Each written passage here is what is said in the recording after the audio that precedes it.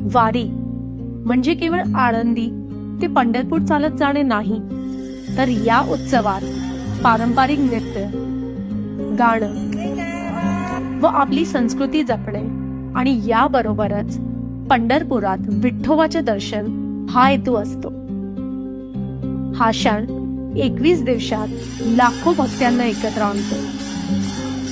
हे फक्त वारकऱ्यांची भक्ती आणि विठोबाचा आशीर्वाद आहे की ते चालून कुठल्याही परिस्थितीचा सामना करू शकतात. हे खरंच कल्पनापलीकडचे आहे. माऊली माऊली.